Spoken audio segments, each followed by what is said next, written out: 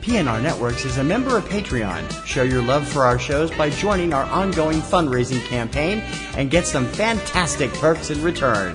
Check it out and become a Patreon sponsor. You can sign up at patreon.com, patreon.com/PNR Networks. And thanks for your support.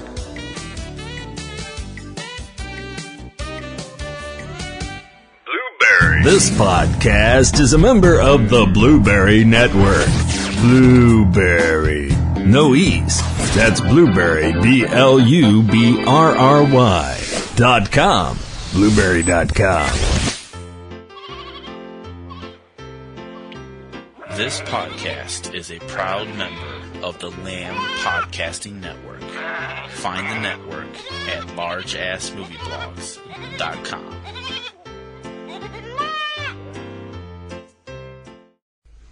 So, what do we want to do tonight? I don't know. What do you want tonight? I don't know. Is there anything on TV? Well, there's some big sports thing on. Oh, there is? Yeah, some big football game. Well, I'm recording the snowboarding. I don't really care about anything else. Well, there's some big football game on. Oh.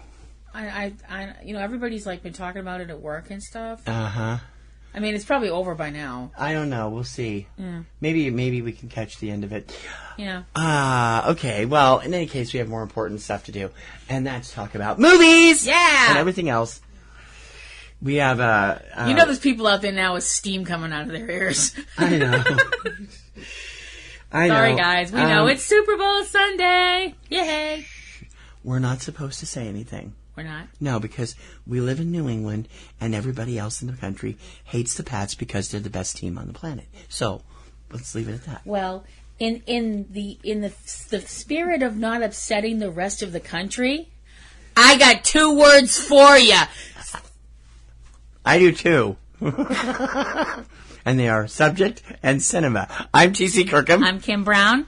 Like sands through the football days. This is Subject Cinema. Stand by to receive our transmission.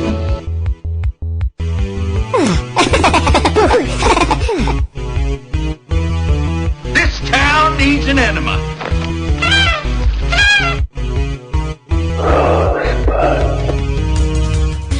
Celebrating a decade of film podcasting.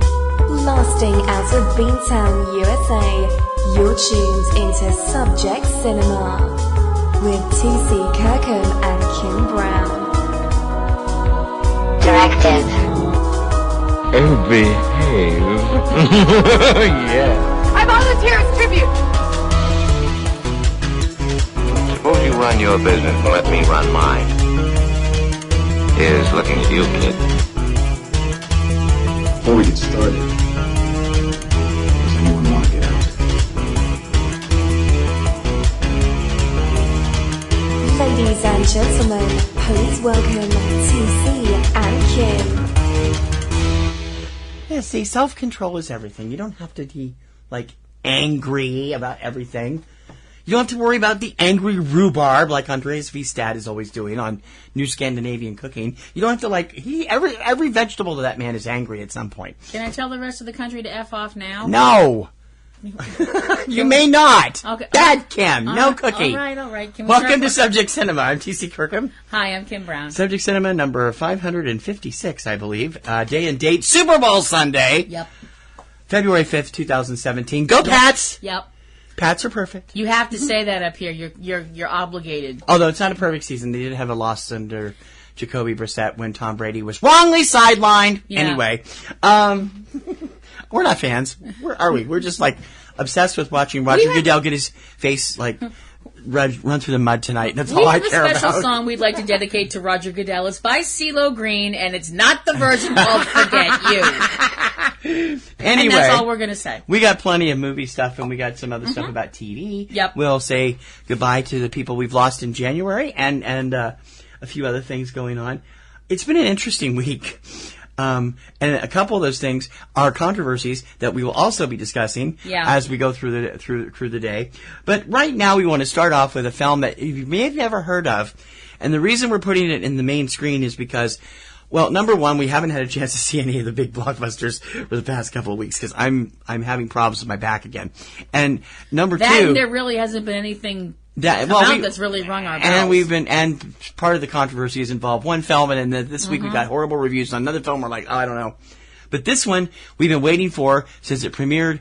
We know it premiered at the Salem Film Fest last year, and we couldn't see it because it was after we left. And now it's about to premiere nationally, and we want to talk to you about it. So let's travel to Istanbul in our main screen.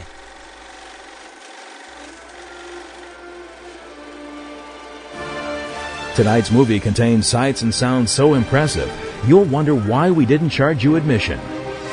Candy and popcorn are available from our snack bar. As a courtesy to all in attendance today, please refrain from smoking or talking during our future presentation. Ladies and gentlemen, please take your seats. The movie is about to begin. The main screen.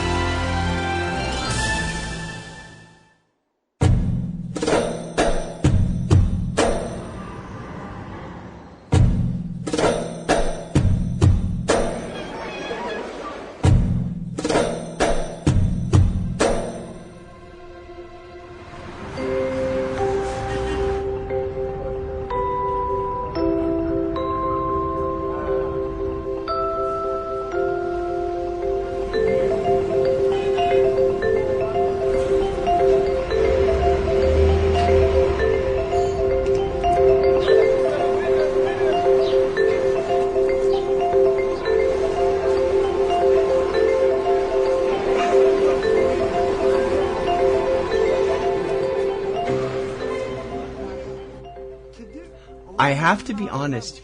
When I first heard of this film, I had no idea there was such a rich history of cats in Istanbul. No. Everybody on the internet is cat obsessed. Cat this, cat this. Cats are everywhere. From Simon's cat to Maru to I Can't Have Cheeseburger, as she just said. And the cats take over the world every year on the annual internet cat video show once a year from all over the place. But these cats, they're special. They're the subject of a new, critically acclaimed documentary, and we got a chance to check it out and tell you whether we agree with those other critics. Yep. Give us the rundown on Kedi. Okay. Kedi is a documentary. We should say Kedi, K-E-D-I. Yes. Kedi, which I'm assuming is the Turkish word for cat, or something to that effect. Or a Turkish dialect word for cat, yes. Yeah, since Turkey has many dialects. Kedi is a documentary about the cats of Istanbul. Now, for those of you who did not know this, and that would include us. Istanbul has had cats as part of their society for probably as long as there has been an Istanbul, probably even back to when it was called Constantinople, because that's what it used to be called. Thank you, there might, that from that There Might Be Giants song. But that song's running in my head now on a continuous loop, and it won't stop. But the thing is, these are semi-wild cats. Now, when I say semi-wild cats, I know people probably in this country just went, ooh, gas. But I'm going to ask you to correct that. Okay. The cats that are profiled in the movie are semi-wild, but there are hundreds, if not thousands, of wild stray cats in Istanbul. True. These are ones that are slightly more domesticated. So it's not everybody, but there's probably a couple hundred that are semi-wild, yes. I would think. But the second people hear the word wild when it comes to an animal, people who live in, quote, quote, civilized countries tend to be like, ooh, ick. Feral animal, fleas and disease and go away.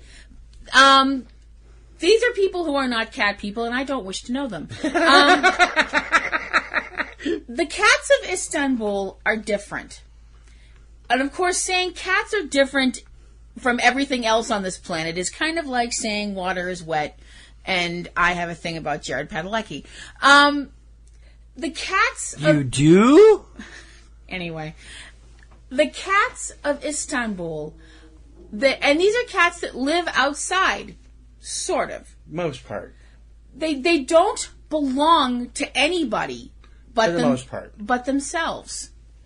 These are animals that come and go as they please. We see them walking into houses, walking into stores, and as opposed to other places in the world where they would be chased out with brooms or, have stuff chucked at them or things like that, they're welcomed into these homes. They're fed. They're given shelter when the weather's poor. And these cats give back to the people of Istanbul by being cats, by being the creatures that cats are. I mean, people always talk about cats being aloof and cold and all this stuff like that. See, again, people that I don't want to know. Because every cat that I've ever been close to, for the most part, if you give a cat love, you get love back. And the fact that the cats that are profiled in Kedi, they give love and they get love back. And the love that they're given is not given because these people feel an obligation to, they're my cat, I have to take care of them. They're given this love because they're living things and they're there. They just exist. And people give them food. They put out bowls of water for them. They give them places to sleep. And the cats give things back in return. Besides love, the cats, there's the one cat that lives, his basic hunting area is down by a restaurant which is down on the water. He gives back by being a champion mouser and ratter. By the people of that area being kind and giving him little bits of food and keeping him comfortable. He, in turn, looks at this area as, this is my area and no rat and no mouse is getting through here. and he keeps the vermin away. It's a really amazing story of what happens when two species that live on this crazy little blue marble that is spinning in the universe actually realize, hey, we need each other. And I think that that's an amazing thing to see. And Kedi brings that out beautifully. There's Sari, the hustler. She is a yellow and white tabby.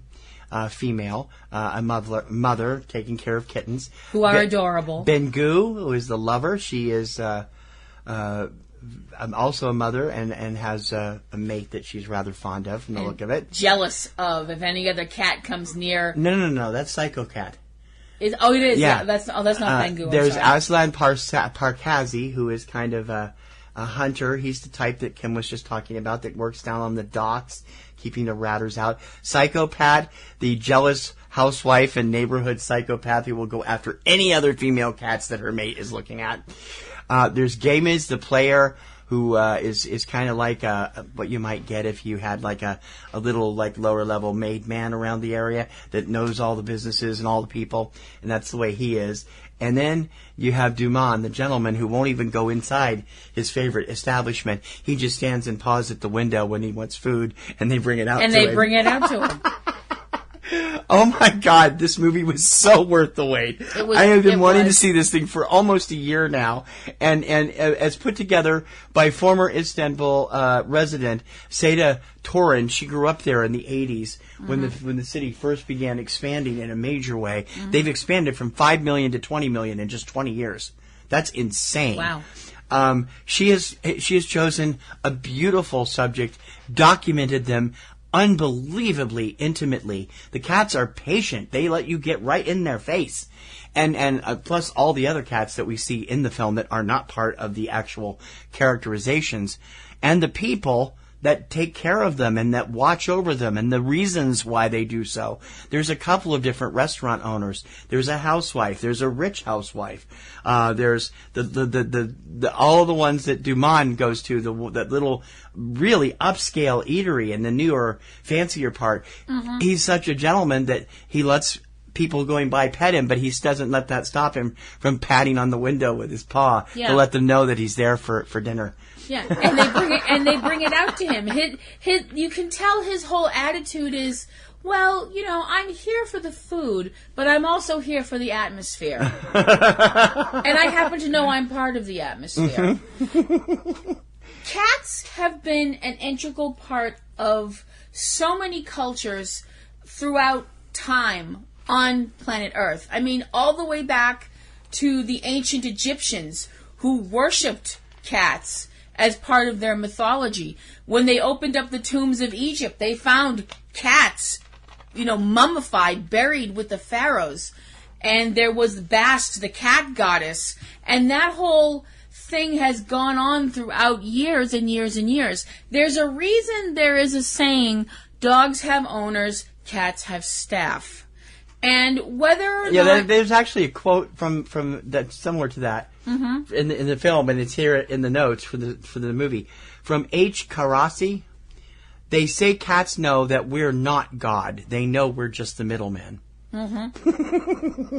Dogs think we're God. That's what the whole thing is. That is, and you know how true that is? I mean, that is completely and utterly true. The thing that I find there's so much about this movie that I love. It's beautiful. It's sweet. The cinematography is absolutely gorgeous. Oh, the beautiful shots of Istanbul. I mean, I'm sorry. This proves that I am kind of an ignoramus, I guess.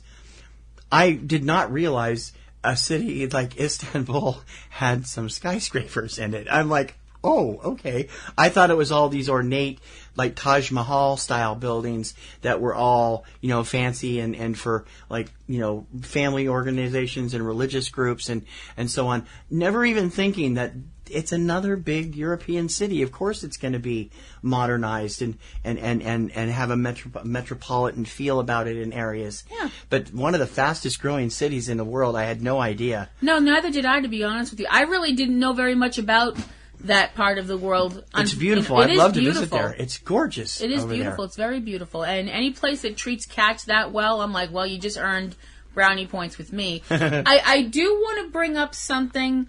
I think it's only fair, because we both loved this movie. I think you can tell from the way we're raving about it. It isn't all sunshine and roses and puppies and unicorns. No, there is one cat that gets severely hurt, and we do not find out the fate of it at the end of the film. No. Which kind of left us kind of disappointed and wondering, but we're assuming that it did not make it.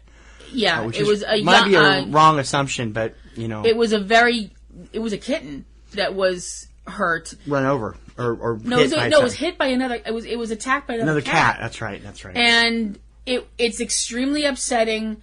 And that part comes out of nowhere. I mean, it's a very small part of the film, but it hits you like a blow to the face. It's really, and if that kind of thing upsets you, just trigger warning, it's there. It's there, and it only lasts about 40 seconds or so. But it shows the care and the love that people in this town have for what is essentially a wild animal. This guy brings this cat to a veterinarian. This isn't his cat. It doesn't belong to him, quote, quote, as much as a living being can belong to another living being.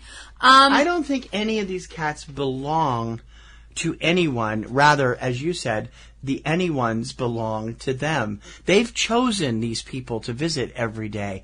They've chosen these special people. Duman has chosen his fancy delicatessen to knock at to paw at the window of every day and sit there, jump right up on the bench next to a paying customer, and start pawing on the wall, which is it's adorable. And the same goes for the fisherman who takes care of the cats that appear to have been abandoned by their mother, but a male cat is taken over and trying to help. And I mean, but he can only the male cat can only do so much, and what he can't do, the fisherman steps in with giving them milk and taking care of them, which is really, really beautiful. I want to quote this from the press kit because this is so perfect. Director Seda Torin and cinematographer Charlie Wupperman, who deserves some real kudos for this film, traveled to Istanbul to gather footage of the cats themselves, not knowing if it was possible to capture the essence of what it means to be a cat in Istanbul. The stories they heard got them even more excited to make this film and to document these one-of-a-kind animals in action. And I think they've done a brilliant and beautiful job. Absolutely. There is just something magical about this film that just put a smile on my face almost from the second it started. And throughout some serious stuff, as she said, it was still there when it ended. And I would very much, we've seen it on screen, or I'd very much like to see it on the big screen if I get a chance just to take in the whole scope of the city, because it made me want to go to Istanbul, which doesn't happen very often. The only other time that's happened was when we saw Passione, and I've wanted to go to Naples ever since. Yeah. But it's like... we'd have a better chance of getting to Naples than we would to Istanbul. But there'd be less of a chance of a volcano blowing you off the planet in Istanbul than Naples, which has Vesuvius right up its butt. Fair Anyway, Fair enough. Kedi is open in New York right now. It opens in Los Angeles this coming weekend and will spread across the country over the next 6 weeks and hit all the major cities, including opening here in mid-February in Boston.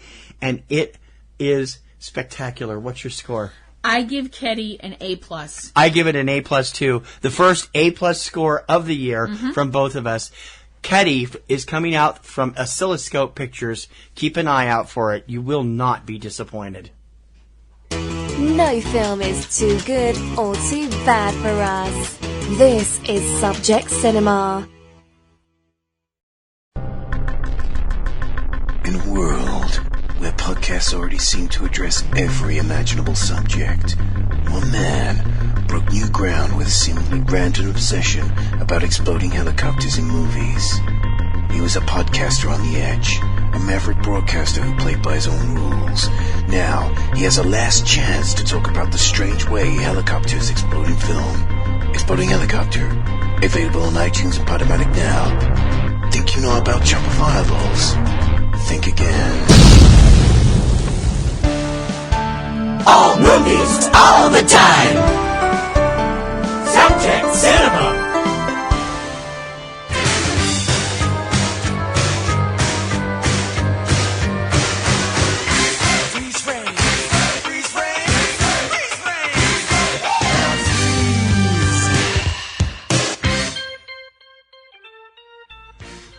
So, freeze frame this week. Interesting stuff going on over at the IMDb. Now, they didn't have enough problems with this lawsuit rule that the SAG people put in place that California legislature signed into a thing about the ages, which they're fighting, rightfully so, in court. Now, they have decided to get rid of one of their most popular features. They are joining millions of sites around the world who have the time to deal with trolls and angry, rhetoric and stuff going on. And they announced this week, quote, IMDb is the world's most popular and authoritative source for movies, TV, and celebrity content. I would debate that third one. As part of our ongoing effort to continually evaluate and enhance the customer experience on IMDb, we have decided to disable IMDb's message boards as of February 20th, 2017. This includes the private messaging system. After in-depth discussion and examination, we have concluded that IMDb's message boards are no longer providing a positive, useful experience for the vast majority of our more than 250 million monthly users worldwide. The decision to retire a long-standing feature was made only after careful consideration and was based on data and traffic. Increasingly, IMDb's customers have migrated to IMDb's social media accounts as the primary place they choose to post comments and communicate with IMDb editors and one another. IMDb's Facebook and Twitter accounts have an audience of more than 10 million engaged fans. I thought that said enraged for a second. IMDb also maintains official accounts on Snapchat, Pinterest, YouTube, and Tumblr. Because IMDb's message boards continue to be utilized by a small but passionate community of IMDb users, I don't know if I'd go that far. They announced our decision to disable our message boards on February 3rd, but we'll leave them open for 2 additional weeks so that users have ample time to archive any message board content they'd like to keep for personal use. During this 2-week transition period, which concludes on February 20th, IMDb message board users can exchange contact information with any other board user they would like to remain in communication with, since once we shut down the message boards, users will no longer be able to send personal messages to one another. We regret any disappointment or frustration IMDb message board users may experience as a result of this decision. IMDb is passionately committed to providing innovative ways for our hundreds of millions of users to engage and communicate with one another. We will continue to enhance our current offerings and launch new features in 2017, and beyond that, we will help our customers communicate and express themselves in meaningful ways while leveraging emerging technologies and opportunities. So this is the statement from IMDb released last week. Is it any big surprise, though? I mean, the IMDb message boards have been troll heaven for about 5 years at least, if not longer. I mean, you go in there and you say the wrong thing, you're going to get smashed with 30 million other people. Yeah, that's true.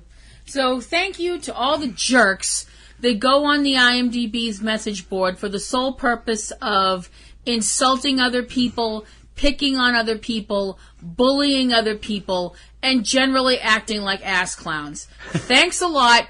The rest of us... let's make it clear. That's about 3% of the people that use the message boards.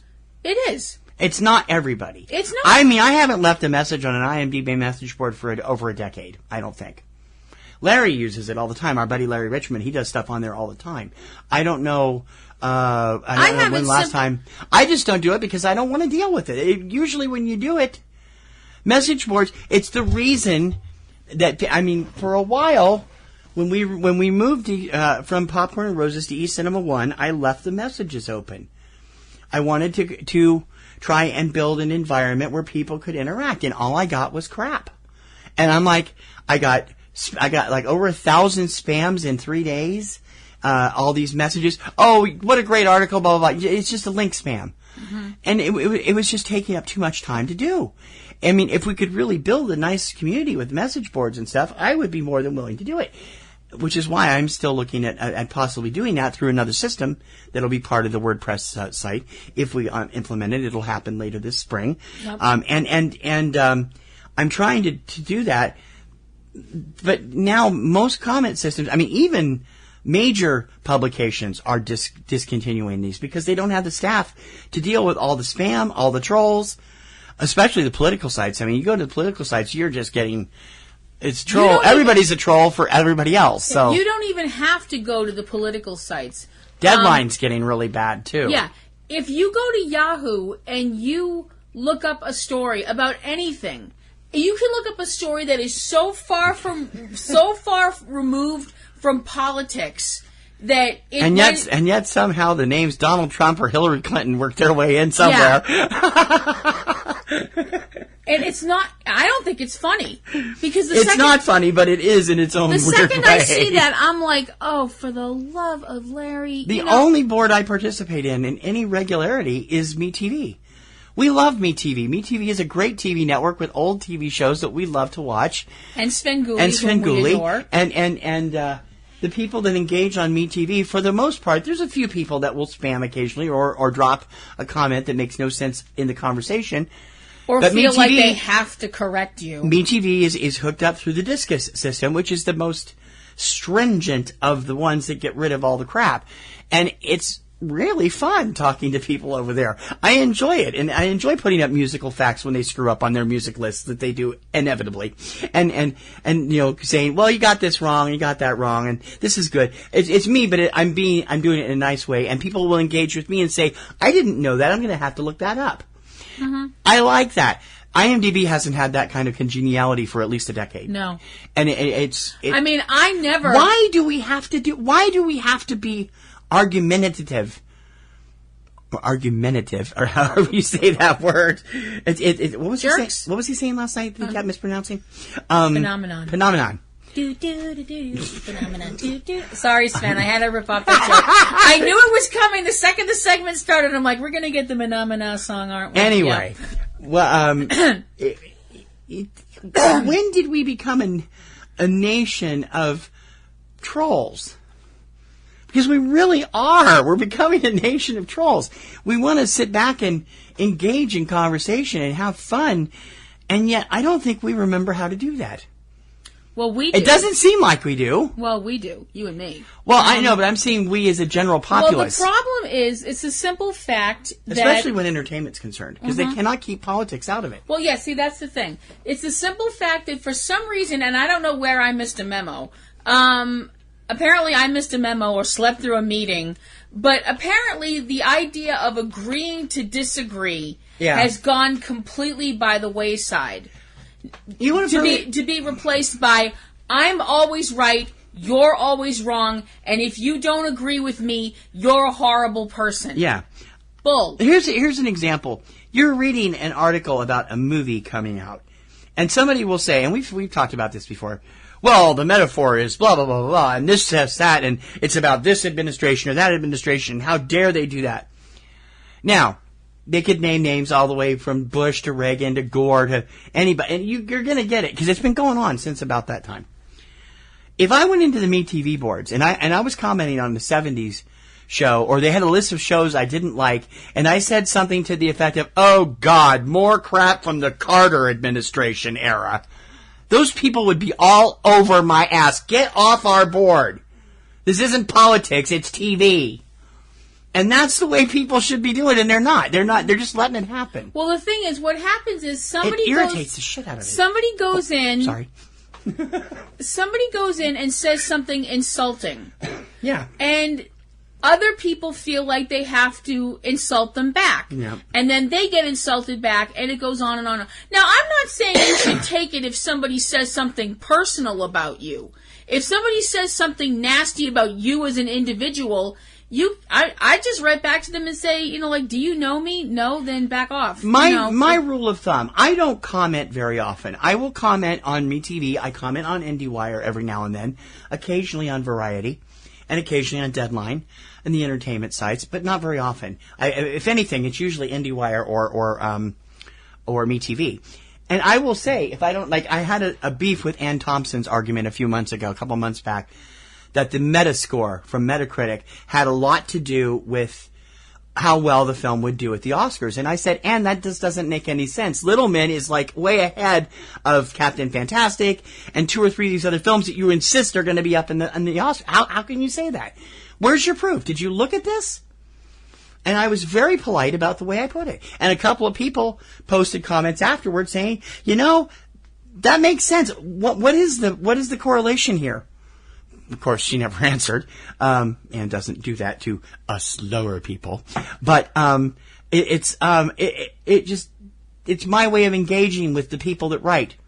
God forbid I go over on the playlist. I cannot go over and I don't dare comment on the playlist. Because if I do, I'm going to get drawn into the troll thing for sure, because I can't stand the writers. None of them actually know how to do journalism. And it's like, what the hell are you talking about? I'm like, okay, all of this supposed news is actually supposition and whatever on your part, the way you're looking and hoping this movie's going to bomb. And you can tell it from the way the writer over there. All of them, almost all of them. See, my thing is, I actually brought this up this week on Platinum Rose's Garden. The way I feel about posting on the internet is very simple. A lot of people view the internet as, well, I can say whatever I want because I'm not face to face with somebody. So I can be as rude, hateful, and unkind and as big of a bully as I like, because that person's not right in front of me. The sad thing is, that's what all the net neutrality people want to keep in place. I'm in favor of net neutrality in a big way. I don't like the way that the companies are getting away with all this 0 rating stuff, even though, as a consumer, it benefits me greatly on my phone and on my cable system. I'd still rather not see that. But they're trying to claim that this is also part of net neutrality, making sure that you don't ever have to give your real name. I don't agree with that. I don't think you should have to give your real name if you don't want to, simply because it's, my thing is, you should be enough of a person. Notice I didn't say adult. I said person. Well, you have to be over 13. Well, by law. Okay, but you have to be enough of a person with enough of a... I don't want to use the word moral code or anything like that, because, that's... sounds preachy and I don't mean it to. But you have to be enough of a person that has just enough good karma inside of you to not be a jerk to other people simply because you can. My attitude is basically, if you wouldn't say something to somebody's face and deal with the consequences of that, don't say it on the internet. Simple. Maybe it is. It's and also kind of naive, which we discussed. Maybe I'm being too naive. Maybe I'm being too optimistic. And it's also the simple fact that I will say something to somebody's face that could possibly get me into a fight because I don't care. I don't think you should be able to hide totally in anonymity if you're out there saying things that would constitute hate speech or anything like that, or if you're harassing people. That's the one thing that bugs me about my view on what's been going on in certain cases on Twitter. Some people have defended this gentleman who is now passed away for the things that he said against actor James Woods, who later came out and sued him for defamation of character, and they're like, well, Woods shouldn't have that right. And I'm like, yes, he should. If he can prove that this guy was deliberately defaming him, absolutely he should have that right. Which is one area that I completely diverge from Mike Masnick's opinion over at Tech Dirt. I completely don't agree with him on this one. But it's like... No, I understand that. I mean, considering the fact that there was a point in there used to be a point of responsibility. There does. There absolutely has to be considering the fact that, a couple of centuries ago, if you said something bad about somebody, it was legal for them to walk up to you in the street, slap you in the face, and challenge you to a duel where you might get shot to death. And that was legal. That was, yes, ask Alexander Hamilton. Well, no, actually, that wasn't legal by then because that whole thing turned out really bad, didn't it? I don't know. I think it did. I don't know. Anyway, I haven't seen the play. I don't know how they've rewritten history. Well, they haven't rewritten. No, they haven't rewritten history. I know. I'm just kidding. Just giving the play a little bit of a razz. Anyway, our point is, I just feel so bad that I think I would be. And maybe I'm being optimistic again. Maybe I'm being wildly hopeful and naive. Fine. That's me. Duckies and bunnies and unicorns. That's Kim.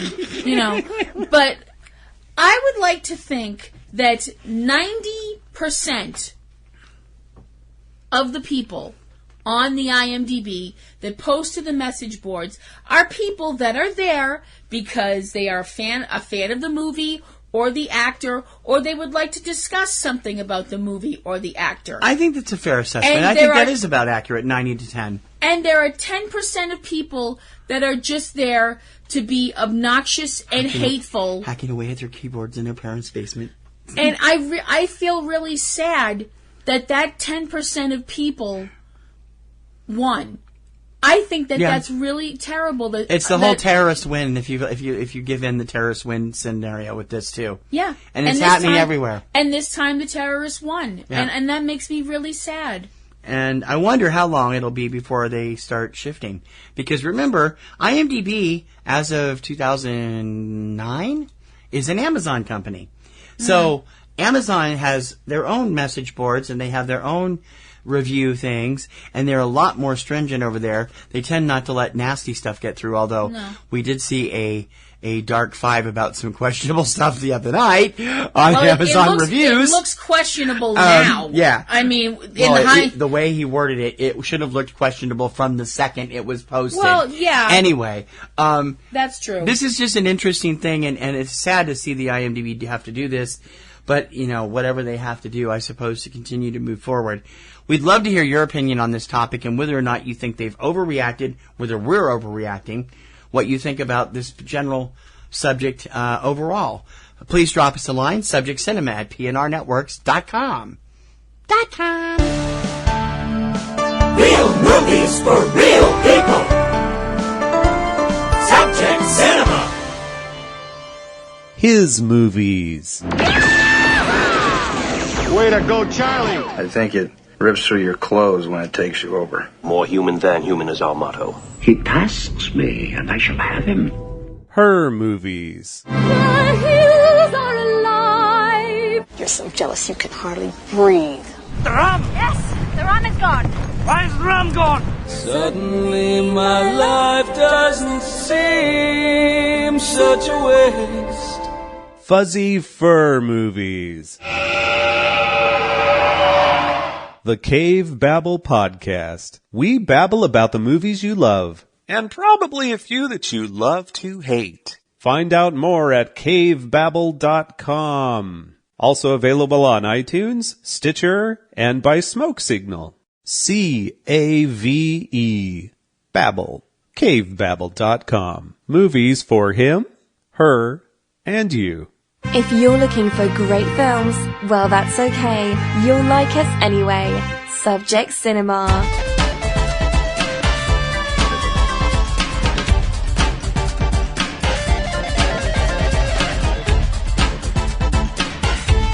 The Silver Stream.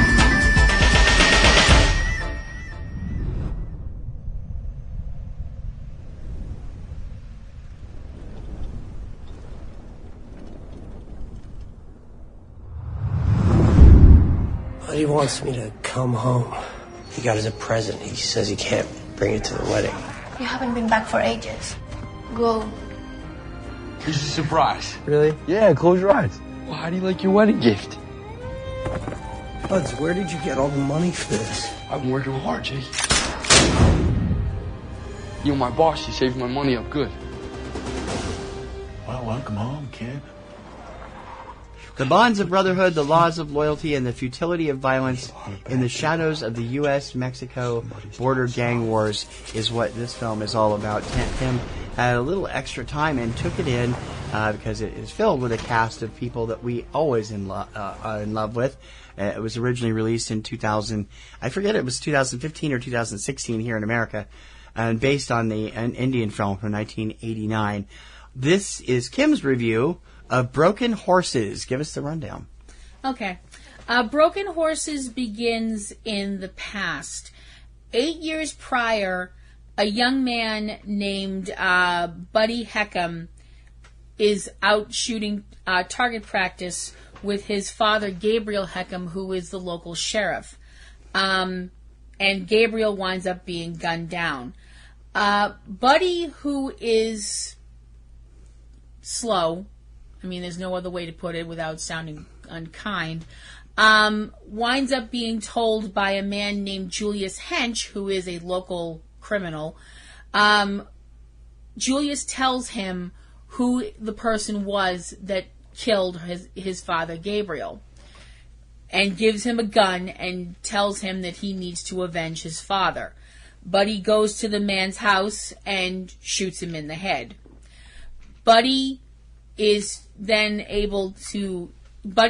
basically taken under the wing of Julius Hench, and Buddy is drawn into the world of being a professional assassin for this man, because Buddy is a crack shot. He is an amazing shooter, and he's very easily manipulated. The only other person in Buddy's life that means anything really close to him is his little brother Jacob, or Jakey. Jakey is a violin prodigy, beautiful violin player, who eventually leaves the small town that they live in, which is out west, and heads off to New York and winds up auditioning for the New York Philharmonic. And he has met a young lady, and he has fallen in love with this pretty girl named Victoria, who is Portuguese, and they are going to be married. Jakey hasn't seen his brother, Buddy, very much. It's very off and on sort of visits kind of things. Jakey is supposed to come back to the small town where he grew up to receive Buddy's wedding present. When he comes back, he finds out what has been happening with Buddy and the fact that things weren't really good in the first place, and they are going to go from bad to worse at a breakneck speed. With Anton Yelchin as Jacob Heckham, Vincent D'Onofrio as Julius Hench, Chris Marquette as Buddy Heckham, Marla Valverde as Vittoria, Thomas Jane as Father Gabriel Heckham, Sean Patrick Flannery as Ignacio Riley, Henry Shotwell and Nicholas Nieve as the young versions of Buddy and Jake, and Jonathan Shake as Agent James McBradden. What did you think? Oh, I wanted to like this. I really did. And they really tried. with this movie. Here you got a film filled with people we love. Anton Yelchin, God love him. Vincent D'Onofrio. I like Chris Marquette the few times I've seen him. And you, of course, everybody from that's a Boondock Saint fan loves Sean Patrick Flannery. So it's like, okay. Mm-hmm. So, and obviously, you were not happy. Nope. This is a film that is based on a 1989 film from India called Parinda. The film Parinda was directed by Vidhu Vinod Chopra. I hope I said that even close to correct. I think that's right, actually.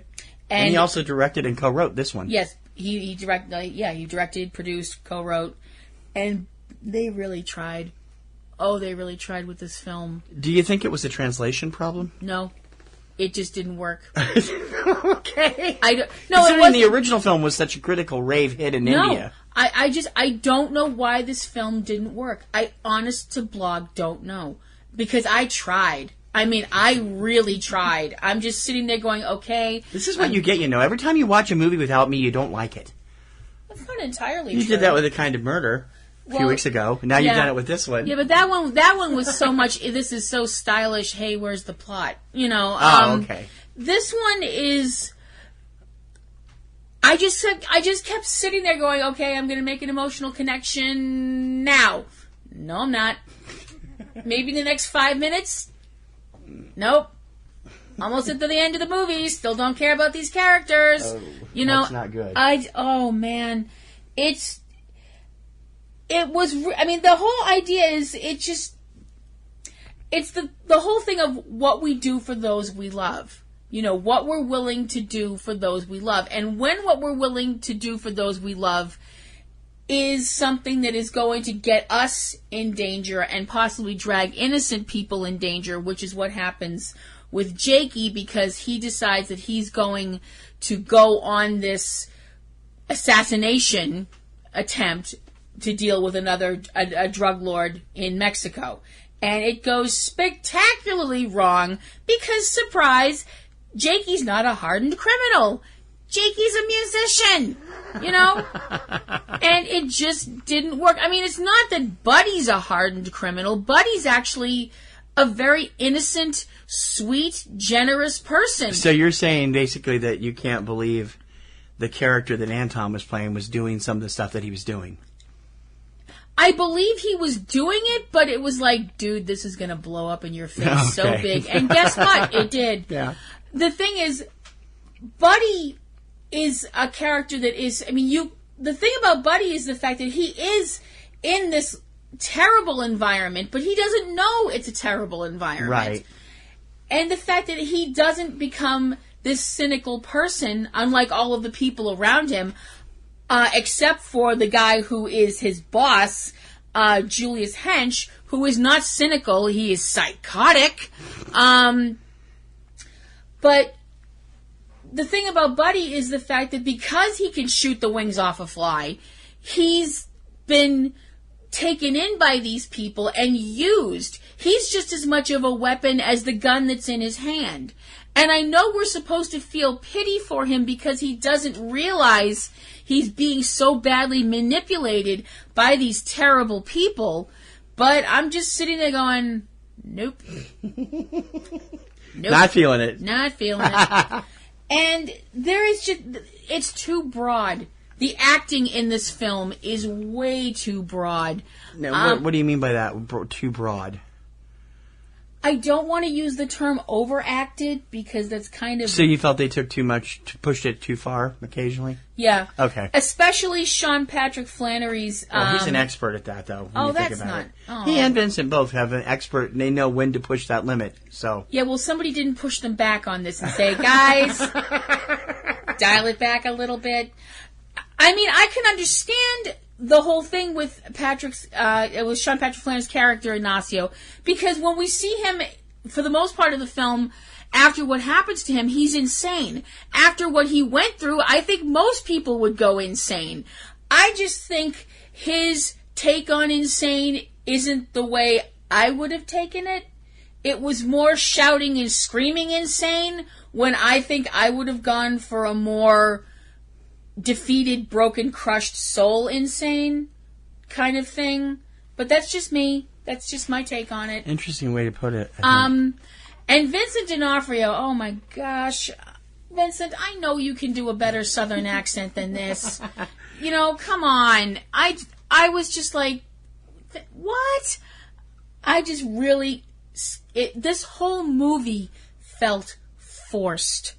It just felt forced. And I feel terrible saying that.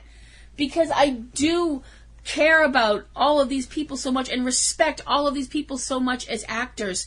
And Mr. Chopra must have done something right with Parinda because, people were falling all over themselves to give Parinda awards. And then this comes along and I'm like, wow. I don't know what went wrong, but it went wrong.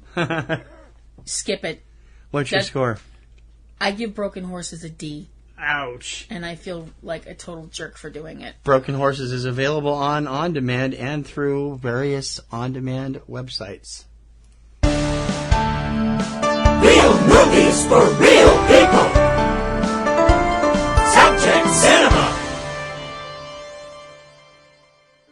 Check out the Blueprint Review podcast at blueprintreview.co.uk.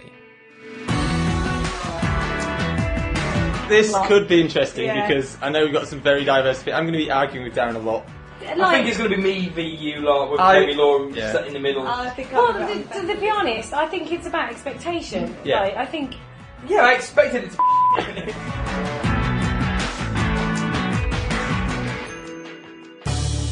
Welcome to the soundtrack of your life. You're listening to Subject Cinema with TC Kirkham and Kim Brown.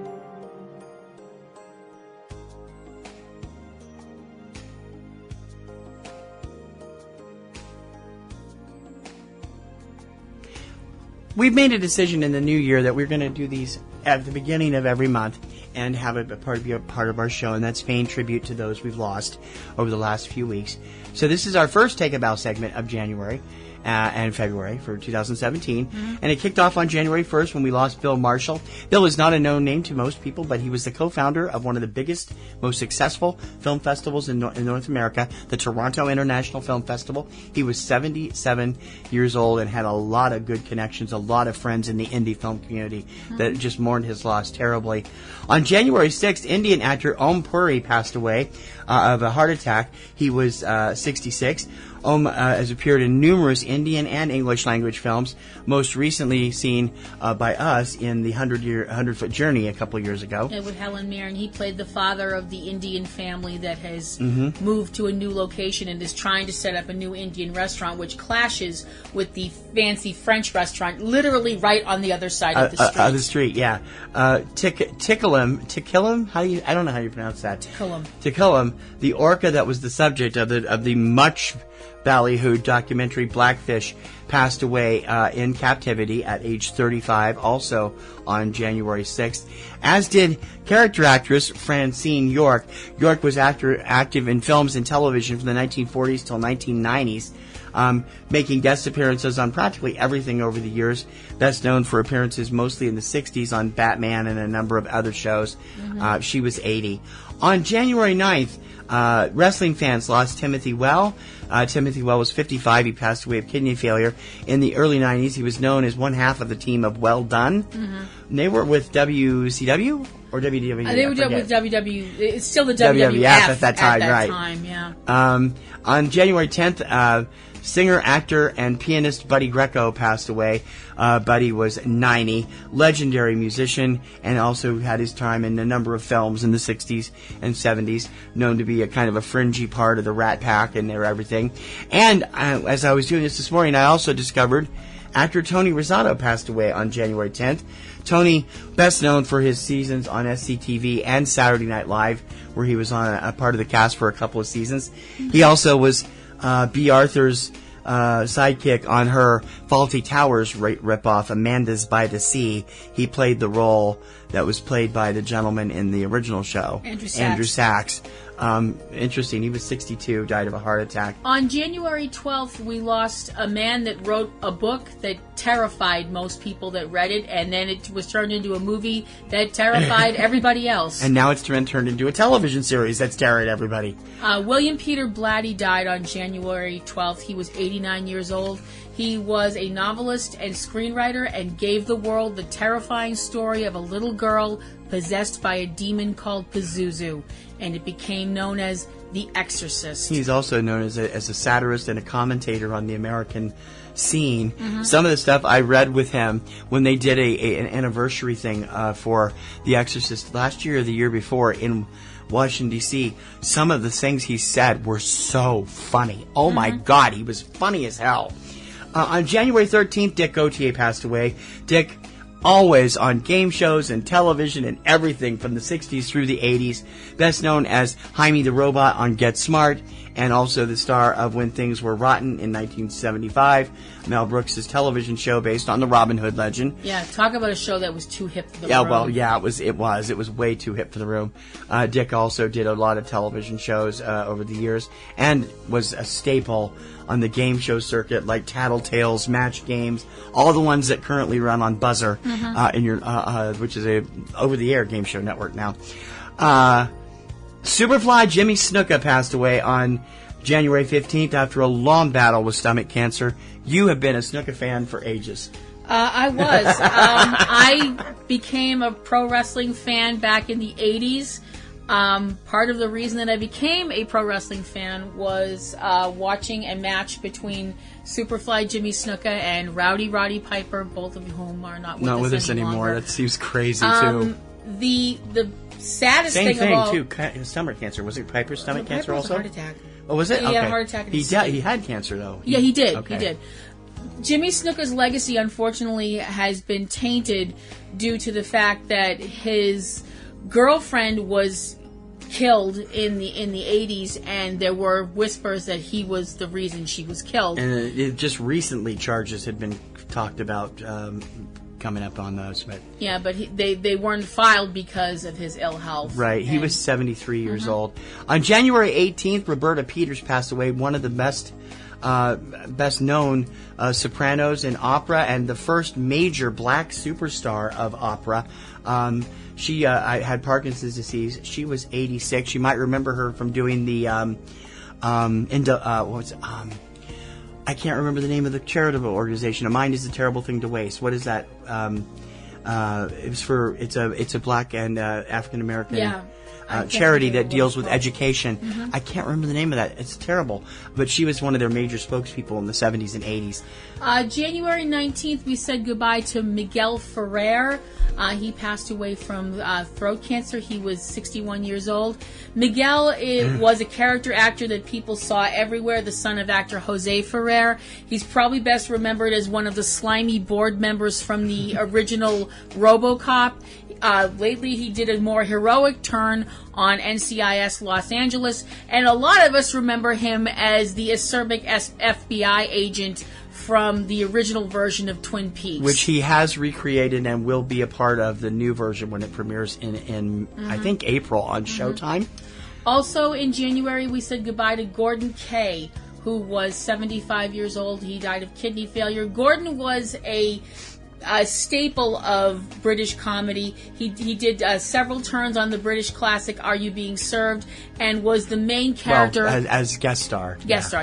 At guest character roles, and was the main character of the screamingly funny World War II. According to her. According to me, and according to apparently a lot of other people. I'm sorry, I didn't like it. World War II parody, Allo Allo. Hogan's Heroes was better. Oh, all right. Okay. It was January 23rd. January 24th, Allman Brothers drummer Butch Trucks committed suicide by gunshot in front of his wife, we were told, which is just terrible. He was 69. Trucks was considered one of the quintessential rock band drummers of his generation. On January 25th, we lost Sir John Hurt, BAFTA winner over the years for various roles.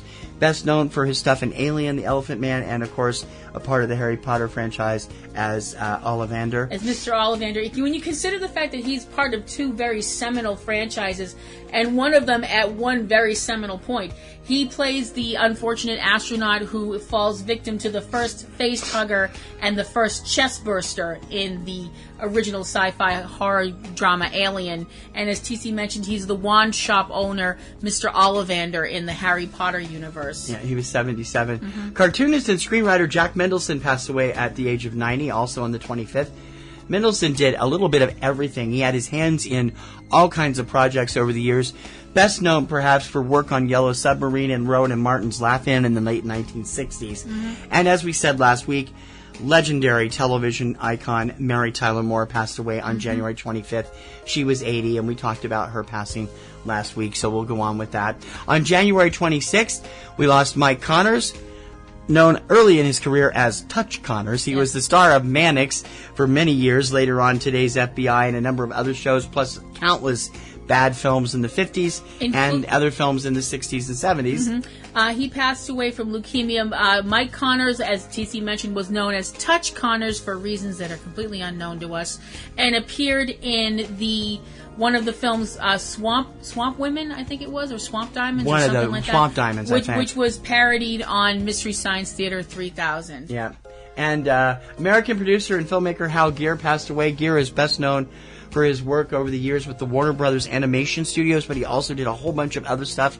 If you don't know the name Hal Gear, and you're not a behind-the-scenes person or into the behind-the-scenes stuff, then that doesn't surprise me. But if you are, you will recognize what a loss he is to the industry. He was 100 years old. Wow. And actress Barbara Hale, forever Perry Mason's loyal secretary or sidekick assistant, Della Street, passed away also on the 26th. She was 94. In addition to Perry Mason, she continued to act for years. We talked about her this last week, her role in Airport on my new show, Catastrophe Vortex, and also the mother of actor William Catt, who appeared as Paul Drake Jr. with her and Raymond Burr in the Perry Mason TV movies of the 80s and 90s. January 27th, we said goodbye to Bob Holliday. He was 84 years old. I know that's a name that maybe a lot of people don't know, but those of you who are fans of the stage might remember him as being in the production of It's a Bird, It's a Plane, It's Superman. He also did the TV version of that when it aired on ABC's Late Night. The What the Hell Were They Thinking stage production of the Superman mythos. Because if he was the first person to put the suit on after the death of George Reeves, and so it was interesting. Because if there's anything the world needed, it was a musical about the last son of Krypton. Oh, my head. January 28th saw us lose Bobby Friedman. Bobby was a well-known singer and songwriter, best known for his own big hit, Do You Want to Dance, in the late 1950s. He was 76. And keyboardist Jeff Nichols passed away. He was the keyboard player for Black Sabbath for many years, and he was 68 years old. On January 31st, we lost actor and restaurateur Frank Pellegrino. He'd been suffering from lung cancer for a couple of years. He was 72. Pellegrino had roles on The Sopranos, in Goodfellas, but over the last 10 years had become best known as the owner of Rayo's, one of the most top Italian restaurants in New York City. I have the cookbook. It's an awesome cookbook.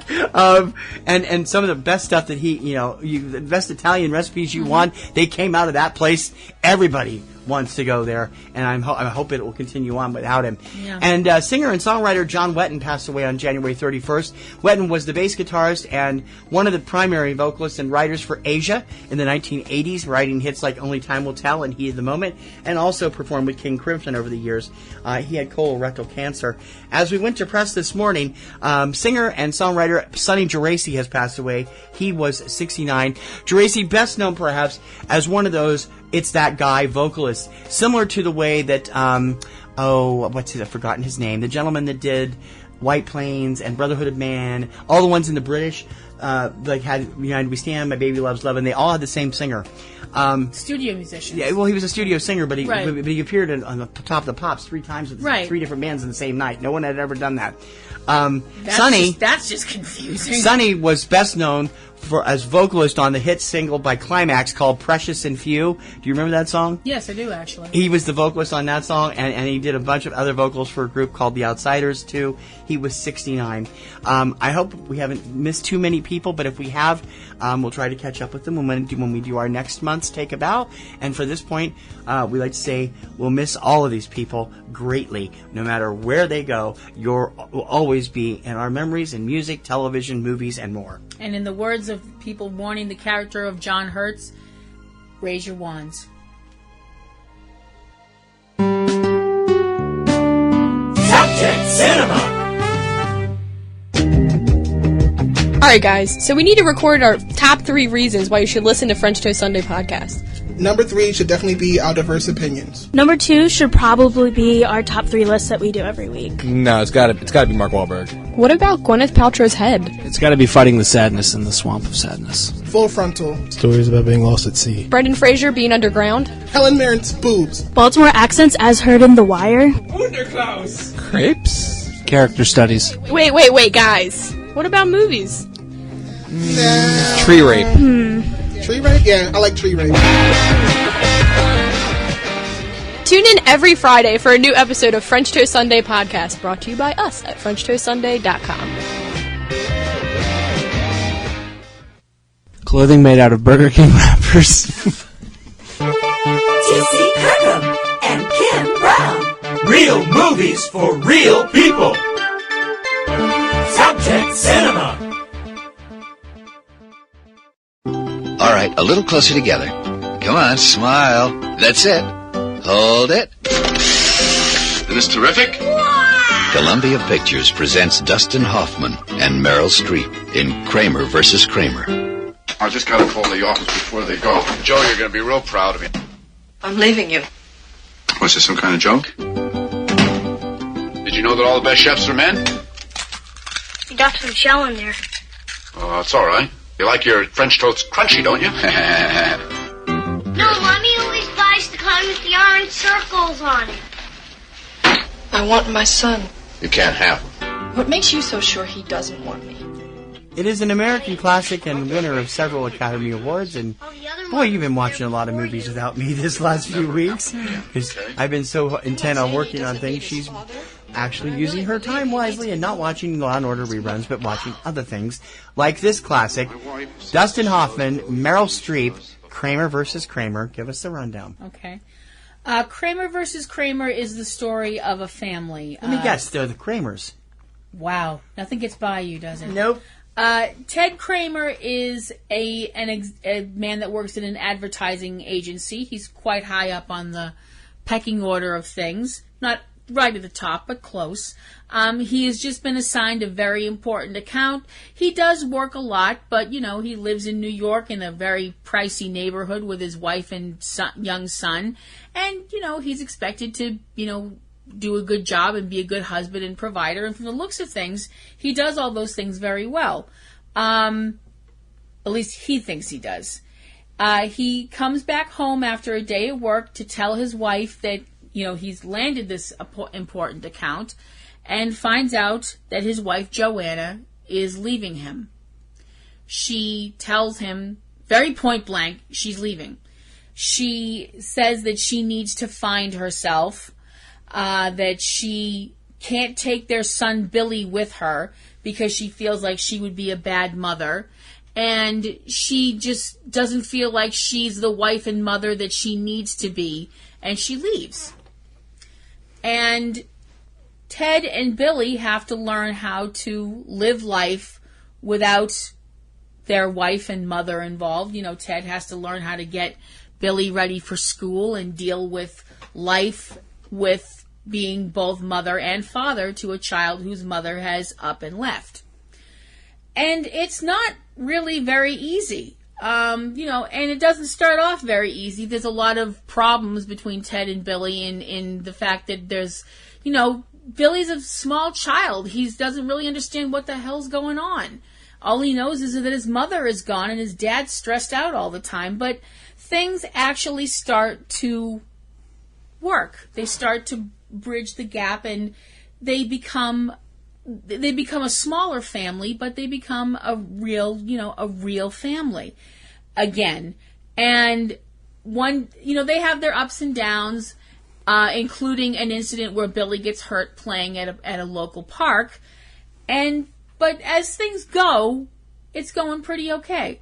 That is until 15 months go by and Joanna comes back into their lives saying that she has now found herself and she decides that she wants to be Billy's mother again. She doesn't want to be Ted's wife again. She just wants to be Billy's mother.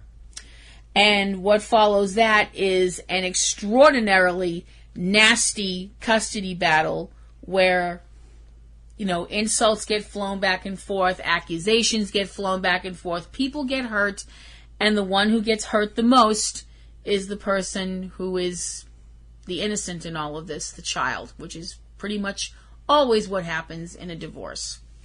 With Dustin Hoffman as Ted Kramer, Meryl Streep as Joanna Kramer, Justin Henry as Billy Kramer, Jane Alexander as Margaret Phelps, Petra King as Petey Phelps.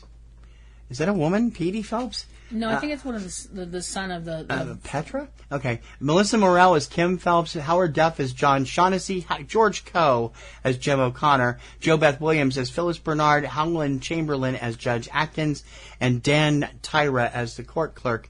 I've never seen this film, and I've never really had any desire to. And having read the ending of it right now, I really don't have any desire to. What's your opinion on this film? Mm-hmm. Kramer Vs. Kramer came out in December of 1979.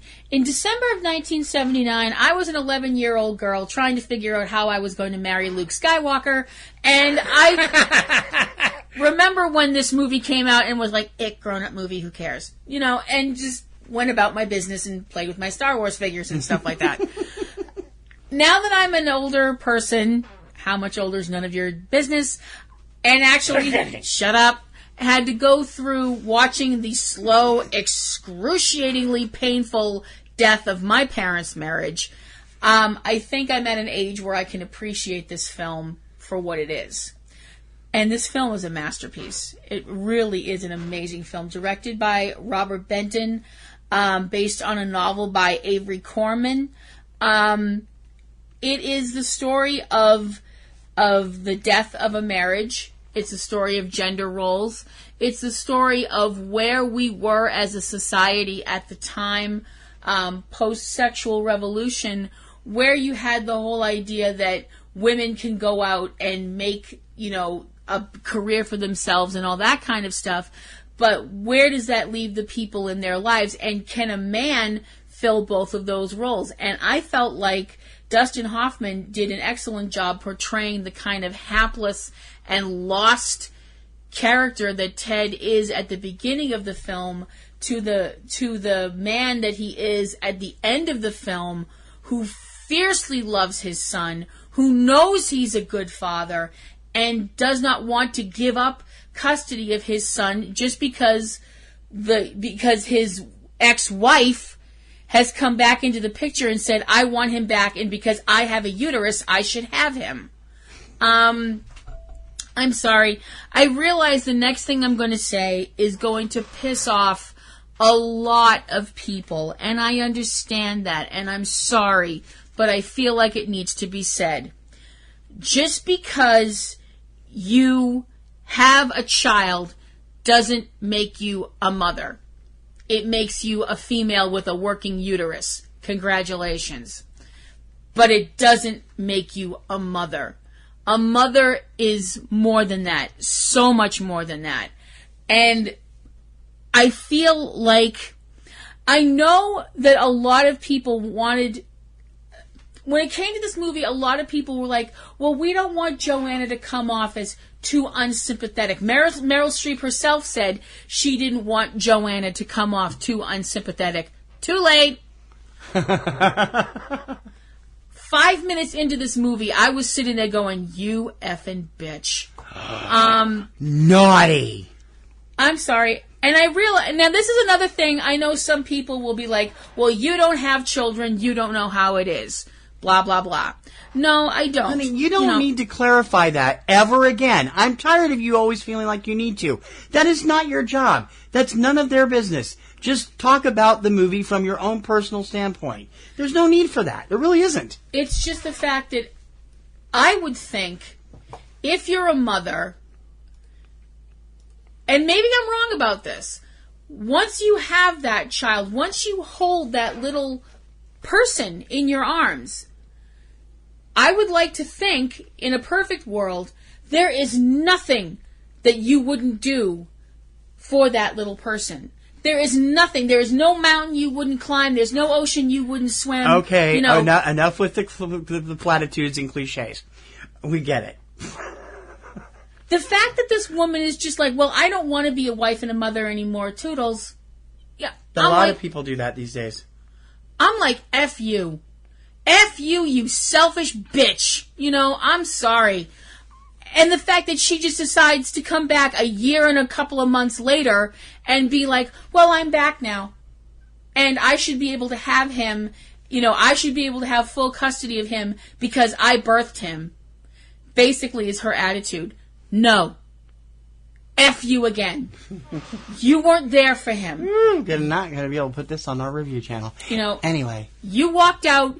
You surrendered those rights. You said you weren't important enough to me.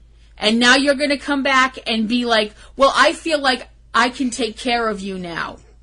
Screw you. Well, it's not like the kid ran up to her and said, oh, Mama, you're back from Peru. Your Bugs Bunny reference for those who don't get it. 'Cause I'm sorry, the sheer selfishness involved with Joanna is staggering to me. It's completely blows my mind. And I know there's a reason that the 70s was called the me decade. Because for some reason it was all of a sudden carte blanche and everybody could act like a bunch of selfish beeps. And people were fine with that. This whole I have to go off and find myself crap. No! What if we'd rather you stayed lost? Well, my whole point is that's what being single is for. Being single is when you go off to find yourself. Well, some people can't until they've experienced marriage. That's why they end up doing it that way. I think that's honestly a factor they don't think of when they get married. I mean, a lot of couples have had. I mean, that's why the divorce rate is so high. Well, yeah. And I'm not saying that some people shouldn't get divorced. Goodness knows I know some people should get divorced simply because stuff goes wrong. You marry somebody and then... Reasons. You marry somebody and then 5 years down the road, something happens. They've gotten involved with drugs, they've started hitting you, or they've started cheating on you, or whatever. And, if you can't work things out, by all means, leave. Especially leave if it's toxic and dangerous for your children. That is not the case with this selfish... I won't say it again. She's just like, I'm leaving and then I'm back. And, the fact that you took care of him for a year and all that and got fired from your job because you were spending all your time with him and trying to be a good dad on your own... Which, by the way, any company today would be in deep doo-doo for. Oh, they would have been sued so hard their grandchildren would feel it. I was sitting at that point in the movie going, what? You just did what? I was like, what? I mean, and then I'm like, no, it's the 70s. People were stupid. Polyester disco. Remember how things were back then? Hey! I don't appreciate those remarks. Anyway... But the fact that this woman comes back and is like, I'm sorry, gender does not decide who's going to be the best parent. It never has. It never will. And, you can throw psychology stats at me until, the cows come home. I don't buy it. Just because somebody gives birth does not mean they're automatically going to be a competent parent. Just because somebody gives sperm does not mean they're going to be a competent father. It just doesn't mean that. It should for the well-being of the child, But unfortunately, it doesn't because people are inherently flawed. This movie is so real. It is the portrayal of the relationship between the son and the father is so real. And there are moments in this film that are so heartwarming and so heartbreaking because I defy anybody to see this film and not see a point at some point in this film where you don't go, wow, that happened to me. Or something like that happened to me. Or I felt that way. Whether or not your parents are still married or broke up when you were 2. You know, there's something there that everybody's going to feel. It is a really, really powerful film, and it will resonate with you for a long time afterwards. What's your score? I give Kramer Vs. Kramer an A. Real movies for real people. Subject Cinema. You are about to witness history in the making.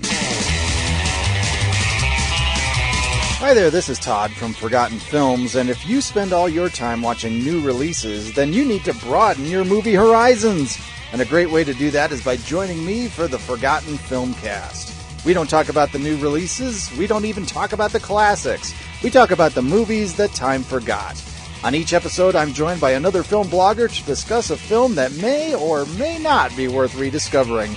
So look for the Forgotten Filmcast on iTunes, Podomatic, and wherever you find great podcasts. Hello, I am Baymax, your personal healthcare companion. I was alerted to the need for medical attention when you said, ow. Subject Cinema.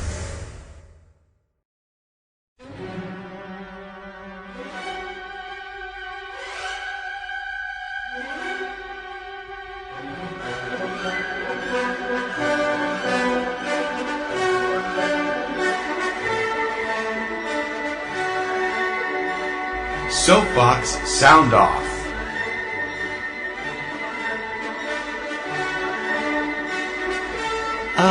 This is one of those times when I really start to wonder, because, you know, this kind of stuff usually starts happening for the Oscar nominees, not for films that are coming out in theaters. Mm-hmm. 3 weeks ago, when it was almost time for a new family film called A Dog's Purpose to come out to theaters, PETA, the People for the Ethical Treatment of Animals, went to TMZ with footage of that apparently was of an animal being forced to do a stunt for this movie. And the internet went absolutely ballistic. Yep. Now, the film was of a dog, a German Shepherd, that was, according to the film, at that particular time. At that particular time, was being forced into a pool of water by its trainer, and according to the footage, it was very clear that the dog did not want to go in the water, according to the footage that was given to TMZ. Right.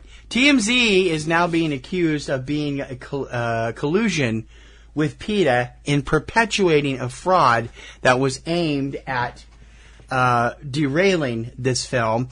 Columnist Roger Friedman on his website Showbiz 411 today published this article. A Dog's Purpose is a hit after all. The Lally Hallstrom Universal film has made $43 million worldwide, only cost $22 million to make, and will go on and on now. I'm sure all parties are relieved since the film almost died upon release. It was tarred and feathered by TMZ, which posted what now turns out to be a doctored video of animal abuse. The resulting outcry was so bad that Universal canceled the movie's junket and premiere. The doctored video showed a trainer purportedly forcing a German Shepherd into a pool. PETA went crazy. I received dozens of emails and calls, and no doubt other venues got more. The second assistant director's head was being placed on a chopping block. Now, an independent investigation has found out the following. Number one, the video was deliberately edited for the purpose of misleading the public and stoking outrage. In fact, the two scenes shown in the edited video were filmed at different times. Number two, the first video scene was stopped after the dog showed signs of stress. The dog was not forced to swim in the water at any time. And number 3, a full spectrum of preparation and safety measures were in place, including the following. Prior to shooting the scene, safety meetings were held to go over and reinforce safety protocols. The dog was selected for his love of water and had professionally been trained and conditioned for the water scenes over the course of 6 weeks using positive training techniques. In addition to one of American Humane certified animal safety representatives, 5 experts, including safety specialists and animal handlers, were present to supervise and safeguard the dog throughout the water scene. And during his last scene, handlers immediately assisted the dog out of the water, at which point he was placed in a warming tent, receiving an examination that found no signs of stress. Regardless, eyewitnesses report that the doctor wanted to go back in the water. Still, out of an abundance of caution, American Humane stopped filming of any more scenes with that dog. A veterinary checkup was performed last week at the request of American Humane, which confirmed that the dog is healthy. Now, this is a big problem. If you can do this and deliberately trying to derail a film, I'm sorry, PETA should be put out of business right there. If they have proof that PETA doctored these videos, I'm sorry, it's time for this group to go permanently. They are supposed to be up there doing good for animals, but they are so extreme in their methods and their beliefs to most Americans that most people think of them like a joke. And this was designed almost specifically to change that, and it was even worse. Mm-hmm. And what's worse, Harvey Levin and his scumbags at TMZ let them do it. Yeah.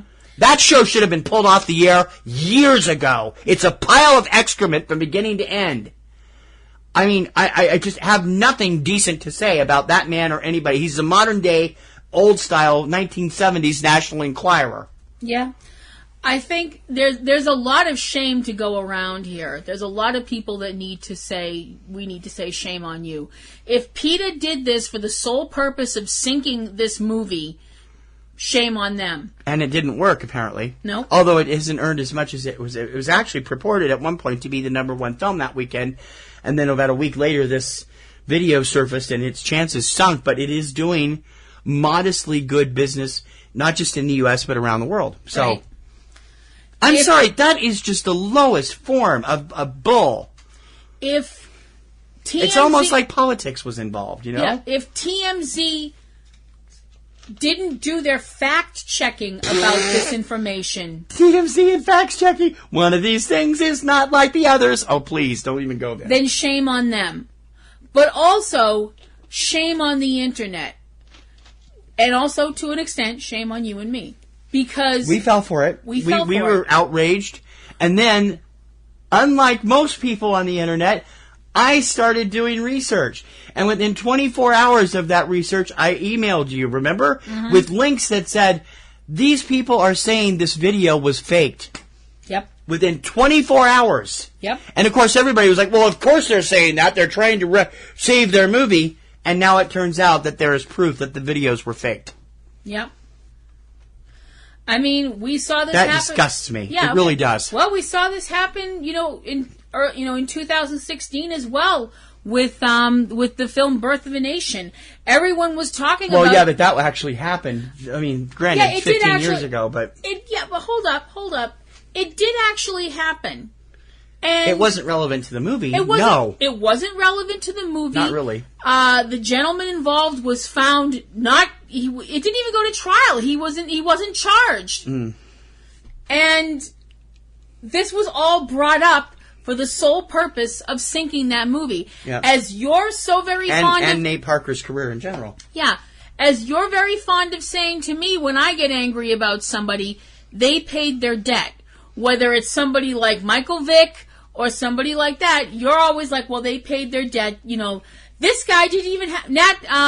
Nate Parker didn't even have to pay a debt. He was found... he wasn't even charged. Acquitted of the charge. He was charged. He was acquitted, though. I'm sorry. He was acquitted. That means he was found not guilty. No, it doesn't. It means he was acquitted. There's a difference between the terms. Okay. All right. But my point is, It's not like he was convicted for what he was Exactly. accused of. And if he was, and he was already out, then he paid his debt to society. Right. But because somebody wanted this movie to tank and wanted it to become absolute poison to the box office and to the Oscars, a movie that originally at the beginning of the year everybody was talking about, Birth of a Nation is definitely going to be getting every Oscar nom there is. Sundance last year, yeah, and then by October it was completely derailed. By October, like, nobody wanted to admit they saw it, much less that they were going to... it did have its strong... Nate Parker, to their credit, people who stuck with Nate from the very beginning, including the people at Fox Searchlight, you have to give them some props, stuck with him despite what was happening. Fox Searchlight knew what was going on from the very beginning. They knew they were trying to have this movie taken down. Yeah. And they stuck by him, and they released it on time, and it did respectable business, but did not make its money back at the box office. No. And completely lost its Oscar chances. These kind of smear campaigns are the most vicious, most ugly things, and they need to stop. How long is it going to be? This goes back to the anonymity thing I was talking about when we were talking about it on the IMDb thing. There has to be accountability, and you've got to be. Used to be. This is what bothers me about the way the news media has handled stuff going on with politics lately. They don't vet anything anymore. That started with Dan Rather and the National Guard thing and George W. Bush way back in 2004. Mm-hmm. They don't vet anything anymore. They just put this bad stuff out there. It cost Rather his job and his reputation. Yep. And it's like, okay, now he's like the Mr. Emeritus on A&E or wherever network he's working for now. And it's like, why is this allowed? For the same reason that Richard Nixon came back from Watergate to become an elder Republican statesman. He still knows the ins and outs of things. Yeah. And he's sort of paid a debt. But, they don't do that here. And here you got scumbags like that deliberately whispering stuff about this movie. And, I mean, now... Do you want to still go see it now? Yeah, because I do. now you wanted to see it, and then you said, no, we're not going to go see it because of all this controversy. Now we know that it's fake. Are you going to go? I want to go see it now, yeah. All right. I've never had any interest in it. I didn't want to go see it because I fell for this. Is the star of it. I fell for this, and I admit that because the fastest way to get me from calm to outraged is to say an animal is being hurt. Yeah. That is the quickest way to get my spirit animal up on its hind legs and roaring. You want to hear more about her spirit animal? Listen to last week's Platinum Rose's Garden. So, PETA, you're on point. I'm going to be watching everything you do that's concerning entertainment. If I see even a shred of phony crap, and I will take you on with everybody out there. Stop faking stuff. Good times and great movies. Subject Cinema. Welcome to the Really Awful Movies podcast, a celebration of low-budget cinema. There's another apocalyptical prediction about to come true. Winds of death will sweep across the world, and whole continents will be cast adrift in an ocean of blood.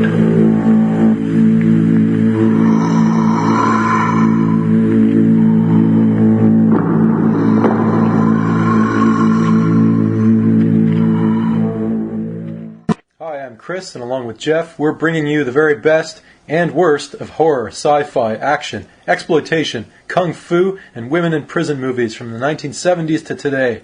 Be sure and check out reallyawfulmovies.com for reviews, interviews, lists, and terrific movie giveaways. Huh? What? They want to publish our book. Oh, that's great news.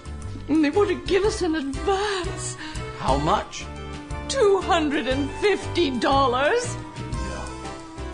Subject Cinema. Hey, you thought award season was over? No, not by a long shot, folks. The Annie Awards were handed out last night in Los Angeles. I didn't know we could have streamed them live. Yeah. I would have liked to have watched those. And I have to admit, I'm a bit disappointed because Kubo didn't win as much as I'd hoped it would. The night belonged to Zootopia. Zootopia took Best Picture. and also took the Best Animated Feature of the major studios. Best Independent Animated Feature went to The Red Turtle. Best Animated Special Production to Pear Cider and Cigarettes, which is up for an Oscar for Best Animated Short. Best Animated Short Subject went to Piper from Pixar. Yay! Also up for Animated Short. Best Animated Television or Broadcast Commercial went to Loteria Night Shift from Passion Pictures Limited. Loteria. I wonder if that has something to do with like a local lottery or something. I don't know. Best Animated Television or Broadcast Production for Preschool, Tumbleleaf. Best Animated Production for Children, Adventure Time. Best General Audience Animated Television Broadcast Production, Bob's Burgers. Best Student Film went to a film called City Patty from Filmakademie Baden-Württemberg, apparently from Germany or somewhere over there. Outstanding Achievement in Animated Effects, Moana. Effects lead John Koznick. Outstanding Achievement Animated Effects, Live Action, Doctor Strange. Yay. Digital Artist, Jaehoon Yoon. Digital Artist, Andrew Graham. Outstanding Achievement Character Animation, Animated TV or Broadcast Production, DreamWorks Troll Hunters, episode Becoming Part 1, with animator Mike Chaffee and characters Blinky and Ard. I don't think that's one of the characters Anton did the voice for. I'm not sure. Achievement in Character Animation in a Feature Production. There's Kubo and the Two Strings. Yay! Outstanding Achievement Character Animation in a Live Action Production. I don't think this is a big surprise. The Jungle Book. That was an amazing animation masterpiece. Outstanding Achievement Characterization in a Video Game went to Uncharted 4. Outstanding Achievement Character Design Animated Production, again, to DreamWorks Troll Hunters. For Outstanding Achievement Character Design Animated Feature, Zootopia. Outstanding Achievement Directing in a TV or broadcast production, Pearl, from Google Spotlight Stories. Outstanding Achievement Directing in an Animated Feature went to Zootopia, director Byron Howard and Rich Moore. Outstanding Music went to Pearl, TV production, and to The Little Prince animated picture. Outstanding Production Design Television, Pearl. This thing was really popular. And Production Design Animated Feature, Kubo and the Two Strings. Storyboarding Television, Troll Hunters. Storyboarding Animated Feature, Zootopia. Voice Acting, The Mr. Peabody and Sherman Show for television. And a tie in the voiceover category for animated feature between Ali Corravado and Moana and Jason Bateman, Zootopia. Outstanding Writing Animated Series, Bob's Burgers. Outstanding Writing Animated Feature, Zootopia. Outstanding Editorial Television, Disney's Mickey Mouse. Outstanding Editorial Animated Feature, Kubo and the Two Strings. So, Kubo got a few. I'm happy. The iWorks Award went to Google's Spotlight virtual reality platform. The June Foray Award went to Bill and Sue Croyer. The Windsor McKay Awards went to Dale Baer, Caroline Leaf, and Mamoru Oishi. And the Special Achievement Award went to the documentary Life Animated. These are all special awards that they give every year for names for icons in the animated industry, voiceovers and animators.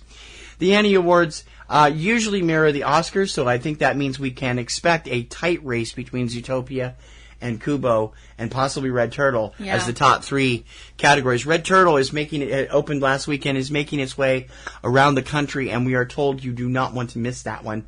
We can tell you do not want to miss either Zootopia or Kubo if you haven't seen them. They're both excellent films. And we can also tell you Piper is adorable. Piper is adorable, but it's not the favorite. It's like, it's going to be tough on the animated shorts, which we will have a review of for you in the next couple of weeks.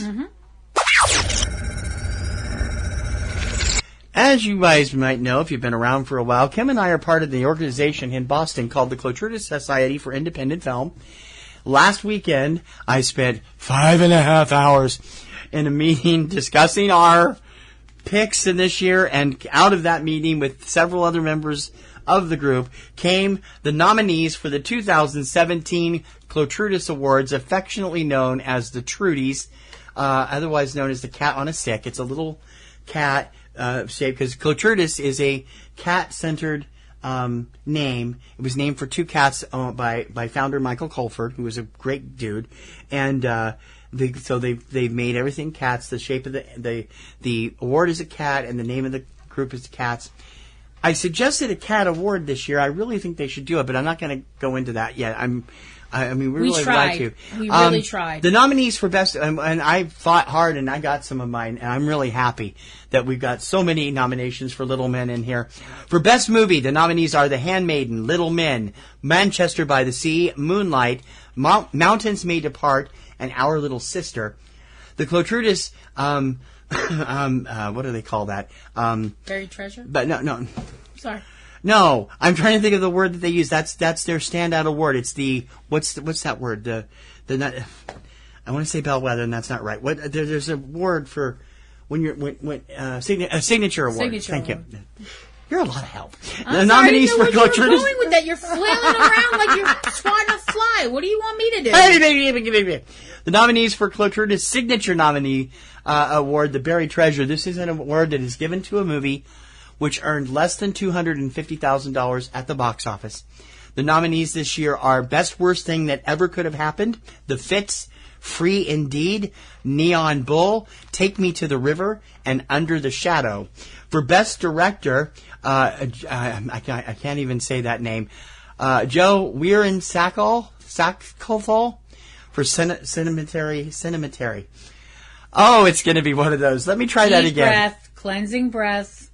Align your chakras.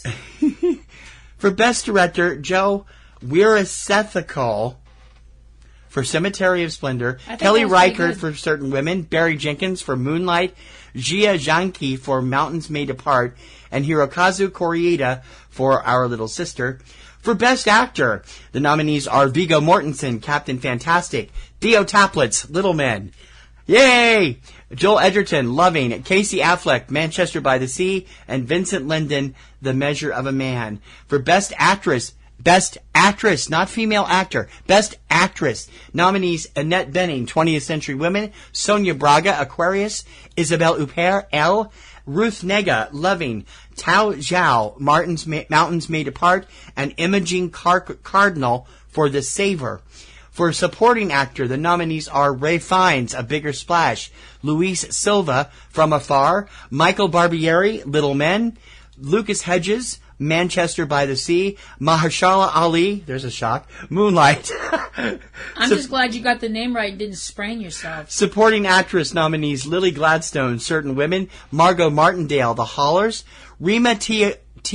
Wayata for Hunt for the Wilder People, Paulina Garcia, Little Men, woohoo! Michelle Williams, Manchester by the Sea, Naomi Harris, Moonlight. For Best Performance by an Ensemble, nominees are For Certain Women, Don't Think Twice, Little Men, Moonlight, and Our Little Sister. For Best Adapted Screenplay, the nominees are A Conspiracy of Faith, A Man Called Ove, Our Little Sister, Love and Friendship, and The Saver. For nominees for Original Screenplay, the nominees are The Lobster, Manchester by the Sea, Aquarius, Captain Fantastic, and Little Men. For Best Production Design, the nominees are Cemetery of Splendor, The Handmaiden, High Rise, Julieta, Love and Friendship, and Microbe and Gasoline. Woohoo! Got a lot of my nominees for this year. Yep. For cinematography, the nominees are Caroline Champentier for The Innocents, Chung Hoon Chung for The Handmaiden, Nicholas D. Nolan for The Fits, James Laxon for Moonlight, Marius Panduru for Afirim, I'm not sure how you pronounce that. I've never been able to pronounce it. And Paul Yee for Cemetery of Splendor. For Best Editing, the nominees are another one from Cemetery of Splendor. Cemetery of Splendor, Mountains May Depart, Eisenstein and Guanajuato. I think that's how you say that. Guanajuato? Don't look at me. Michael was very fluid with it last weekend. I can't say it. Moonlight and Julieta. For For Best Music in a Film, American Honey, Eisenstein and Guantanamo, Everybody Wants Some, Green Room, Moonlight, and Sing Street. And Best Documentary, 13th, City of Gold, Miss Sharon Jones, Tickled, Where to Invade Next, and Wiener. The Chlotruds Awards will be nominated, voted on by the members of the Chlotruds Society of Independent Film, and will be handed out at our annual awards ceremony, which is usually the Sunday corresponding with St. Patrick's Day in March. It's always a thrill to be there and have fun, because it's a fun night. We get all the local press in. A lot of the local film organizations are there. The members are there. The nominating committee board is there. Ivy and Michael usually host. Ivy Moylan, who is one of the people at the Brattle Theater, usually hosted, and it's always a fun time, and we enjoy watching everybody get their little cat on a stick. And sometimes we get some special guests. We've had Adam Edigan, a director, and his wife have been there a few times. Beth Grant was Beth there Grant one has year. been there several times. We had one of the gentlemen, Joshua Abbott from Girls was there a couple years ago. It's always fun. And if you're in the Boston area in mid-March and would like to take in a great show with a bunch of film lovers, that's where to go. And those are the nominees for the 2017 Chlotruds Awards. Subject Cinema. Hal, if you love movies, you should listen to the Cavebabble podcast. I'm afraid I can't do that. Why not? Do you have a problem with Eric and Valerie? I think you know what the problem is just as well as I do. If they promise to cover more science fiction films, would that help? This conversation can serve no purpose anymore. Goodbye. Hal.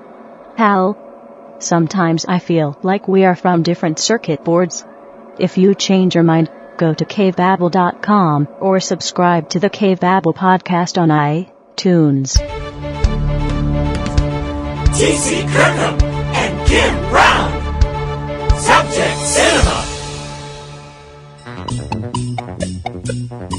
The Last Reel.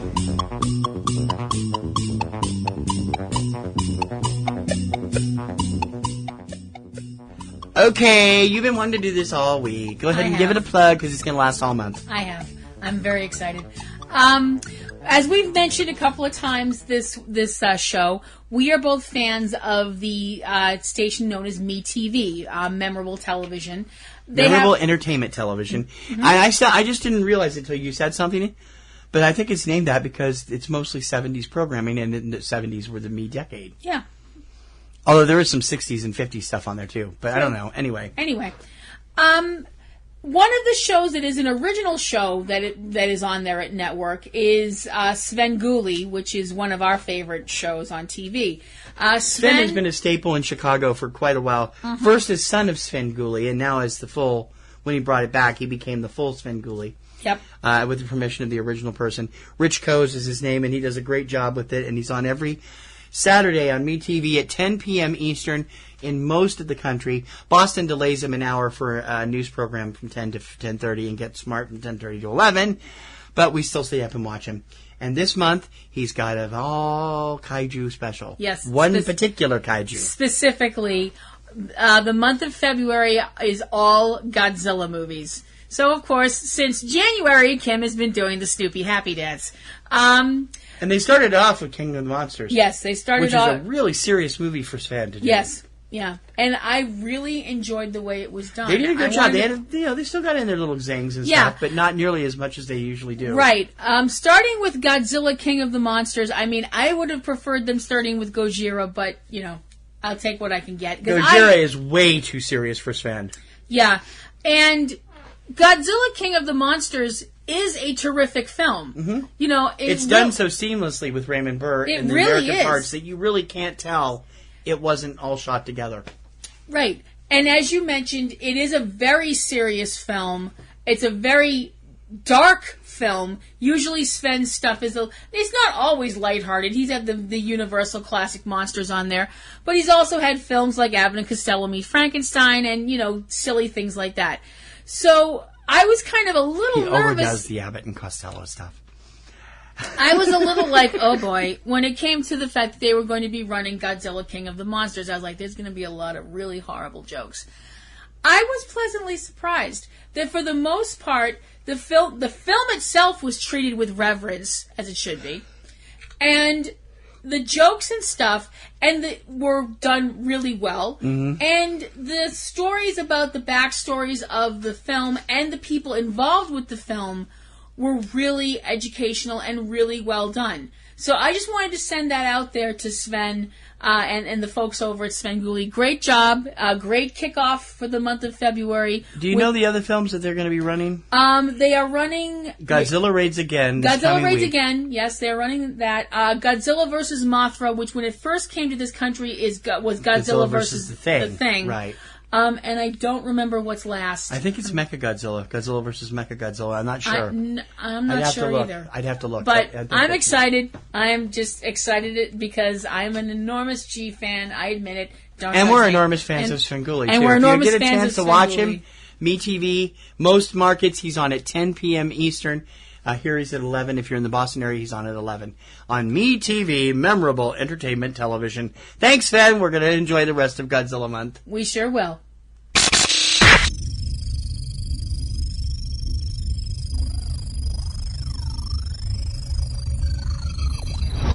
I think that covers a lot of everything we got.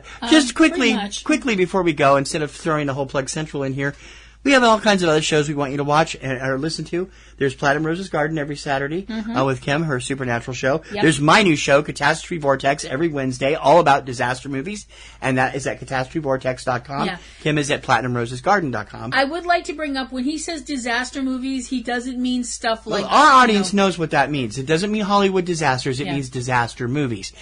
Airplanes, earthquakes, fire, flood, famine, smog! These are a few of his favorite things. That's every Wednesday at catastrophevortex.com. Plus, we have 3 Minute Weekend and Tuesday Digidex every Friday and Tuesday, respectively, with all the new releases in the theaters and on home video. And Cavebabble with Eric and Valerie Lyon every weekend or so when they get a chance to do it. Movies, games, TV, odd things to eat, and more at Cavebabble.com. And, of course, every Thursday, Front Row 5 and 10, right here on this channel with Subject Cinema, where we count up our top 10 somethings. This last week was Animaniac stuff. This coming week is monsters. Our top 10 giant monsters. Monsters. Kaijus. Yep. And not necessarily kaijus. Oh, I thought we decided it was kaijus. It's not? Okay. No, you can use giant anything you want. Okay, good. All right, so we'll do that, and that's coming up on Thursdays. And don't forget, we need your help with our Patreon campaign. We're looking desperately to get some new equipment. We cannot do it without your help. We need a new mixing board. We actually could use a new production computer and a number of other things. We got tons of cool perks up. I've left the 2 special perks up for Catastrophe Vortex through the next show. So, and I hope that you'll come listen to it and join up and help us out, because we really need to do that. We cannot continue. We're kind of stuck without your help. If you don't help us, we can't give you everything we need to do, and we feel like we can do. So please donate to our Patreon campaign. Click on the giant Patreon logo at any website associated with PNR Networks, or go to patreon.com/PNR Networks. As we move closer and closer to Oscar, we will continue to have Oscar-related movies, new movies, upcoming specials, and next week we hope to bring you the nominees for the Best Animated Short. Yep. We have our screener already in place. Can't wait to sit down and watch them. I've been hearing a lot about the one from Canada, a very dark film, and also from a 35-minute long, which it seems to me should not be a short subject, but 35-minute long, really dark animated thing from, I believe it's Japan, called Pear Cider and Cigarettes, in addition to Piper, which is all of 6 minutes long, and a couple of other things. So we'll hopefully have our reviews of those films next week on Subject Cinema, as well as whatever else is coming out. What is coming out this week? Not a hell of a lot. Not a lot, I don't think. I think there's... we had a horror film come out. We maybe we'll go see A Dog's Purpose now. And we still want to see The Space Between Us, even though it got terrible reviews. We like the people involved. Both of those have Britt Robertson in them. That's interesting. So, are we done? We're done. All right, let's head back to our Super Bowl coverage.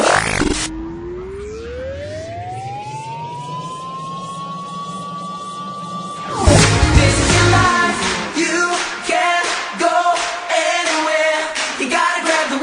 and own it. Drive it like you stole it. Roll it, this is your life. You can be anything. You gotta learn to rock and roll it. You gotta put the pedal down and drive it like you stole it.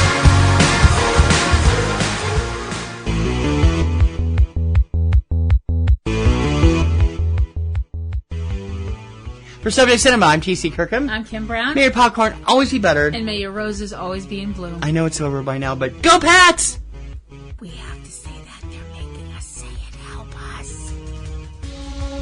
You have been listening to Subject Cinema with hosts T.C. Kirkham and Kim Brown. Subject Cinema is produced by PNRNetworks, Boston, Massachusetts, which is solely responsible for its content. Subject Cinema theme performed by Eric Lyon. Subject Cinema is recorded and produced using Sony Vegas products. Subject Cinema is copyright 2017 by PNRNetworks under a Creative Commons license. Check out a new episode of Subject Cinema every weekend. Until next time, this is Bob Taylor for Subject Cinema, and we'll see you at the movies. That's all.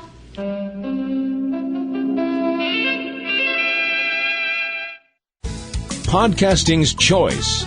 From coast to coast, continent to continent, right here 24/7.